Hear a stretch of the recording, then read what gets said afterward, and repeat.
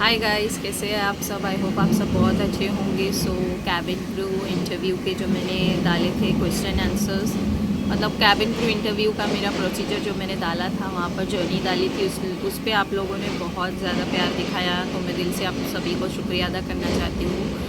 बहुत से कमेंट्स आ रहे थे मुझे कि कैसे किए, क्या किए, लोकेशन ये वो सब कुछ, तो मैं पार्ट 2 शेयर कर रही हूँ। कैसे हुआ, क्या हुआ, सारा प्रोसीजर आपके साथ शेयर कर रही हूँ, तो वीडियो में लास्ट तक बनी रहिए। और कुछ मेरी पर्सनल टिप्स एंड ट्रिक्स है, अगर आप अप्लाई करने वाले हो तो मेरी टिप्स एंड ट्रिक्स अप्लाई कर सकते हो।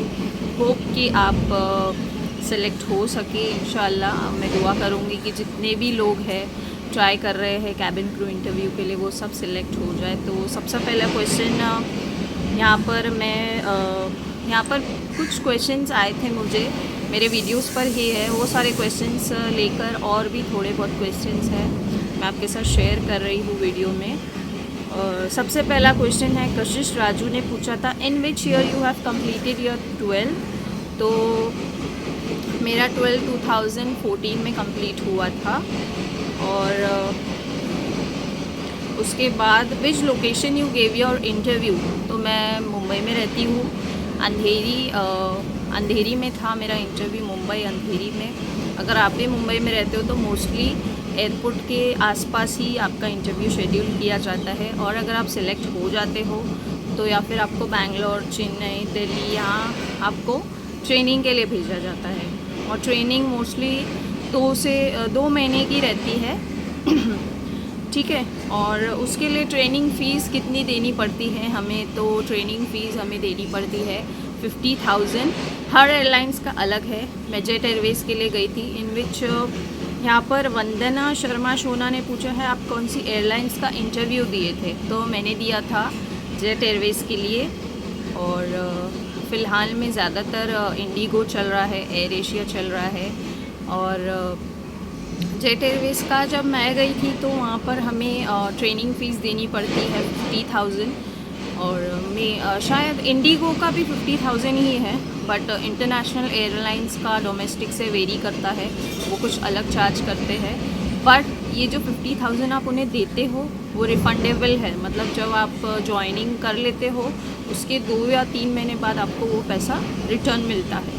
तो अगर आप सिलेक्ट हो जाते हो कैसे भी करके, मतलब इंटरव्यू वगैरह सब अच्छा होता है आपका, तो मैं आपको ये सजेस्ट करूँगी कि वो 50,000 आप कहीं से भी अरेंज करके आप बस सिलेक्ट हो जाओ, लग जाओ, ट्रेनिंग के लिए आपने चले जाओ, ठीक है।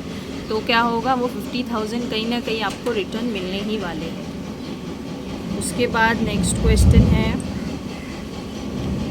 आप स्नेहा गवाली ने पूछा है, आपने 12th कंप्लीट होने के बाद डायरेक्ट गए थे या रिज़ल्ट का वेट किया था आपने। तो 12th कंप्लीट होने के बाद नहीं गई थी, क्योंकि अगर हम सिलेक्ट होते हैं तो उन्हें हमें रिज़ल्ट बताना होता है वहाँ पर, और डॉक्यूमेंटेशन के टाइम पे वो सारी चीज़ें चेक करते हैं। सो मैंने जो गलती की वो आप मत कीजिएगा। ज़रूर से पासपोर्ट के लिए अप्लाई कीजिए। और पासपोर्ट अगर आपके पास ऑलरेडी है तो बहुत अच्छी बात है, अगर नहीं है तो आपको अप्लाई करना होगा। उसकी जो रिसीट वगैरह मिलती है आपको वो लेके जाना होगा, क्योंकि पासपोर्ट का प्रोसीजर कुछ 15-20 दिन का होता है, और या मैक्स टू मैक्स 30 डेज़ का होता है। तो उस हिसाब से अगर आप सिलेक्ट होते हो तो पासपोर्ट आने तक का आपको टाइम मिलता है, क्योंकि ट्रेनिंग वगैरह के बीच में आप जा रहे हो, कर रहे हो। तो उसमें कैसा है, इंटरनेशनल डोमेस्टिक एयरलाइंस में अगर आप सिलेक्ट होते हो तो आपको इंटरनेशनल भी फ्लाई करने मिलता है। बहुत केसेस में ऐसा होता है कि, वैसे तो चांसेस रहते हैं, कम रहते हैं, बहुत क्या बोलेंगे आप इसे, रेयर भी रहते हैं। कभी कभी आप अच्छा फ्लाई कर लेते हो इंटरनेशनल, हर जगह आपको घूमने मिलता है। ज़्यादातर इंडिगो एयरलाइंस जो है वो डोमेस्टिक अगर आप सिलेक्ट होते हो तो इंटरनेशनल भी फ्लाई करवाती है आपको। तो ये बहुत अच्छी बात है, प्लस पॉइंट है।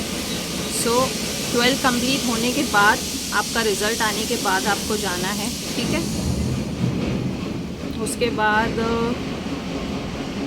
आपके रिजेक्शन का क्या रीज़न था, या बस आप पासपोर्ट की वजह से रिजेक्ट हुए थे। वंदना शर्मा शोना ने फिर से ये क्वेश्चन किया है, तो मैं ये बताना चाहूँगी पासपोर्ट ही मेरा रीज़न था रिजेक्शन का। फर्स्ट राउंड में मैं सिलेक्ट हो चुकी थी, सेकेंड राउंड के लिए जब मैं जा रही थी तो उन्होंने पहले ही मुझसे पूछ लिया। बाकी ये स्कार्स और छोटे छोटे पिंपल्स जो मैंने बताया था आपको वीडियो में, वो तो छोटा मोटा रीज़न होता है, बट ऐसा कुछ नहीं है।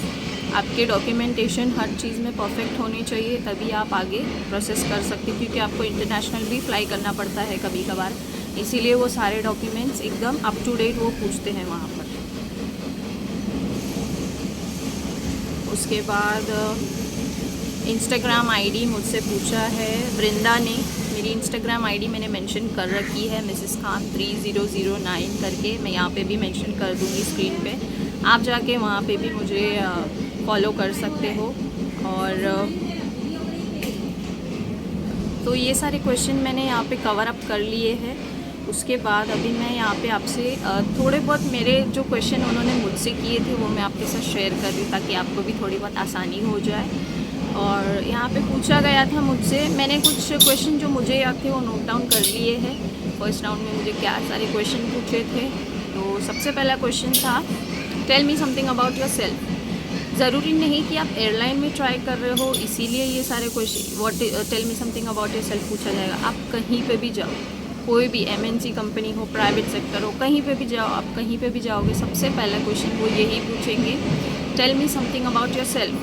तो आपको क्या करना है, आपको थोड़ा सा अपना देना है, नाम हो गया, फैमिली मेम्बर्स हो गए, आप कितना पढ़े हो, और आपका जो स्ट्रेंथ और वीकनेस है आपको वो इसमें इंक्लूड करना है, ना कि आप यहाँ रहते हो वहाँ रहते हो। बस ये सब ज़्यादा वो आपके बारे में जानना चाहते हैं कि आपकी स्ट्रेंथ वीकनेस क्या है, आप क्या कर सकते हो, कितने आपके अचीवमेंट्स हैं, ये सारी चीज़ें आपको उसमें इंक्लूड करनी है। Second question, why do you want to be your cabin crew. तो इसका प्रिपरेशन आप अच्छे से करके जाइए। 110% ये क्वेश्चन वो पूछते ही हैं, why do you want to be your cabin crew. So आप कुछ भी अपने हिसाब से आंसर बना के जा सकते हैं। मैंने बोला था I like to explore new cities, और मुझे हर न्यू जगह पर जाना अच्छा लगता है, वहाँ की चीज़ें देखना। I like to meet new peoples, और आई लाइक टू क्या बोल सकते हो आप, मतलब दूसरे लोगों से आप मिलना अच्छा लगता है आपको, और हर कल्चर को जानना अच्छा लगता है, हर लोगों को जानना अच्छा लगता है। तो ये सारे क्वेश्चंस का मैंने ऐसे आंसर दिया था। उसके बाद आते हैं नेक्स्ट सवाल पे।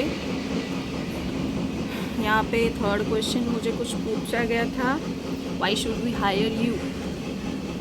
आप में ऐसी क्या खासियत है कि हम आपको अपनी एयरलाइंस में ले। तो आप ये बोल सकते हो कि you should hire me because I love exploring new cities, I can do my job very well, और in between if I get selected I will give my 100% to the management XYZ। जो भी आपके मन में है वो आप बोल सकते हो, लेकिन आपके जो आंसर्स है वो एकदम अप टू डेट होने चाहिए, बिल्कुल भी फिजूल के आंसर्स नहीं होने चाहिए, नहीं तो आप रिजेक्ट हो जाओगे सीधा, ठीक है। तो या फिर आप सबसे बेस्ट है गूगल की मदद से आप थोड़े बहुत आंसर्स बाय हार्ट करके भी जा सकते हैं। ज़्यादा पैनिक नहीं होना है, स्ट्रेस नहीं लेना है, इंटरव्यू के टाइम पे एकदम काम डाउन रहना है। सो ज़्यादा है, मतलब हार्ड तो रहता ही है ये सब बोलने की बात है कि जाओ और फट से सिलेक्शन हो जाएगा, नहीं भाई ऐसा नहीं होता है। थोड़ा बहुत आपको अपना 100% भी देना होता है इसमें। और इसके बाद मुझे पूछा गया था what languages can you speak. तो मुझे आती थी हिंदी और इंग्लिश, उसके अलावा तो कुछ नहीं। और मराठी तो मुझे समझ में आती है, थोड़ी बहुत बोलने आती है, लेकिन उस टाइम पे मैंने मराठी का तो कुछ बोला ही नहीं, बस हिंदी और इंग्लिश बोला। आपको जो आती है आप वो मेंशन कर सकते हो।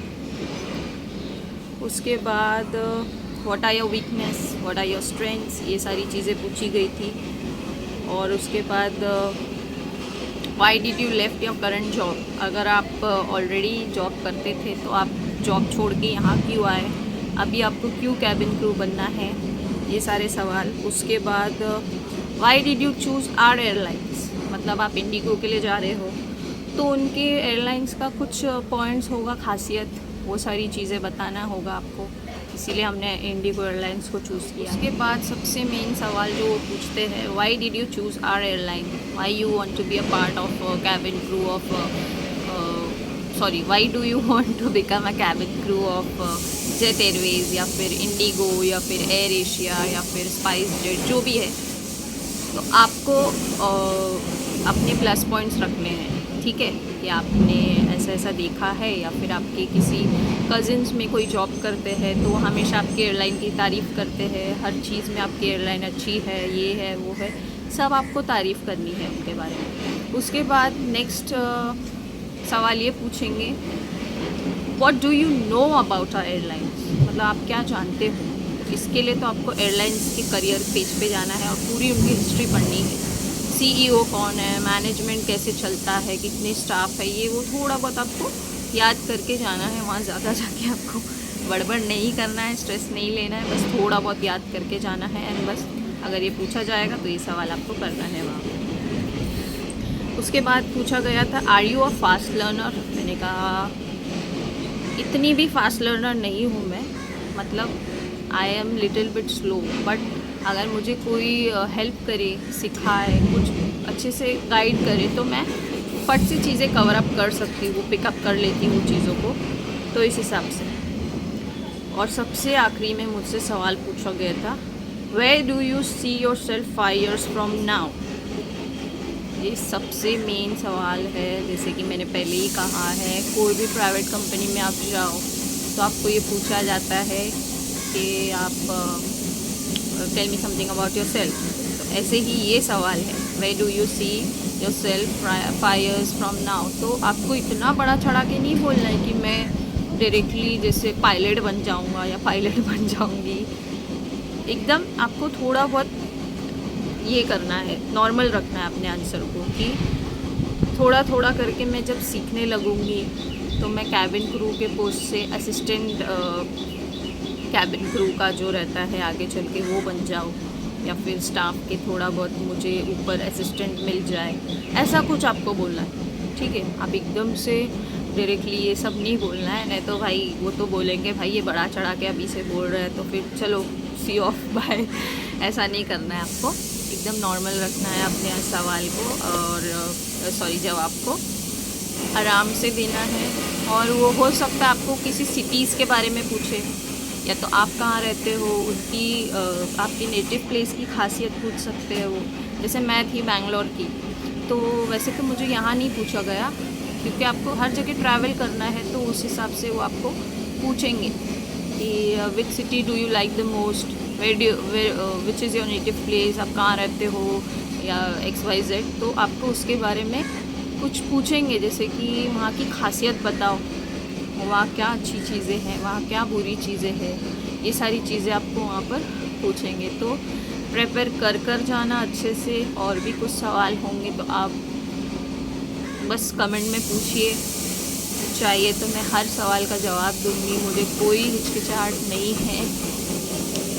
और बस डॉक्यूमेंटेशन की वजह से मेरा रिजेक्शन हुआ था, और उसके बाद तो मैंने कभी ट्राई नहीं किया। बट मुझे हमेशा से ये दुख था कि मैं कभी नहीं बन पाई, बट कोई बात नहीं। और भी ये बात भी है कि अगर आपकी शादी हो चुकी है तो क्या आपको लेंगे? जी हाँ, बहुत सी एयरलाइंस शादी होके बच्चे भी हैं तो भी वो लेते हैं, बट आपका जो वेट है, हाइट है, सब कुछ चेक करते हैं अच्छे से, आप फिट हो या नहीं। सो मेरा भी पर्सनल डाउट ये था, भाई मेरी तो शादी हो गई, अब मुझे लेंगे या नहीं, मैं ट्राई करूँ या नहीं। बट ऐसा नहीं है, बहुत सी एयरलाइंस है जो आपको लेती है शादी के बाद भी। ये सब मिथ है, शादी हो गई अब रिजेक्शन नहीं होगा, वेट बढ़ गया रिजेक्शन नहीं होगा। मैंने कई ऐसी कैबिन क्रूज को देखा है जो मतलब बस उनके इंटरव्यू पे उन्हें सिलेक्ट कर लिया गया। हालांकि कलर, फेस और हाइट, बॉडी, ये कुछ भी मैटर नहीं करता, आपका इंटरव्यू अच्छा है बस सिलेक्शन हो जाता है। तो आप बेफिक्र होकर अपने इंटरव्यू में जाइए। सो आपको कुछ भी ऐसे डाउट्स होंगे आप मुझे बिल्कुल पूछ सकते हैं, बेझिझक पूछ सकते हैं। जितनी नॉलेज मुझे है मैं आपके साथ शेयर करूँगी, और दुआ करूँगी कि हर किसी का 100% हो, वो सिलेक्ट हो जाए। चाहे आप किसी भी सिटी में रिज़ाइड करते हो, हर जगह पर आपको इंटरव्यू के लिए मेल्स आते हैं। मुझे लास्टली मेल आया था विस्तारा एयरलाइंस से, मुझे याद है। उन्होंने भी बट वो ना चंडीगढ़ में था तो मैं जा नहीं पाई। तो इतना दूर मुंबई से चंडीगढ़ पर एक इंटरव्यू के लिए मैंने सोचा इट इज़ नॉट सेफ़, क्योंकि मैं अब तब अकेली थी, शादी तो अब हुई है। बट कोई बात नहीं, मैं तो नहीं बन पाए, बट मैं दुआ करूँगी आप में से कोई भी सिलेक्ट होता है तो मुझे 100% खुशी होगी। और ऐसे ही टिप्स एंड ट्रिक्स के लिए मेरे इस चैनल को लाइक कीजिए, शेयर कीजिए, सब्सक्राइब कीजिए और मेरी टिप्स एंड ट्रिक्स फॉलो कीजिए। और मैं सोच रही हूँ ऐसे ही छोटे छोटे क्लिप्स यूट्यूब शॉर्ट्स के हिसाब से आपके साथ शेयर कर सकूँ, कैबिन क्रू के लिए और बाकी और भी चीज़ों के लिए। बट कैबिन क्रू के लिए मोस्टली, क्योंकि ये हमेशा से मेरा सपना था जो पूरा नहीं हुआ। बट मैं चाहती हूँ कि मेरे साथ साथ दूसरे जो दूसरे ट्राई कर रहे हैं बनने के लिए, उनको तो एक मौका मिल जाए। शायद मेरी वीडियो से किसी की हेल्प हो जाए, वो क्रैक कर सके इंटरव्यू। तो चलिए मिलते हैं नेक्स्ट वीडियो में। आप मेरे यूट्यूब शॉर्ट्स को देखना ना भूलें, क्योंकि मैं उस पर भी छोटे छोटे क्लिप्स अपलोड करती रहूँगी कैबिन क्रू इंटरव्यू से रिलेटेड। मिलते हैं नेक्स्ट वीडियो में, तब तक के लिए take care, love you all, bye.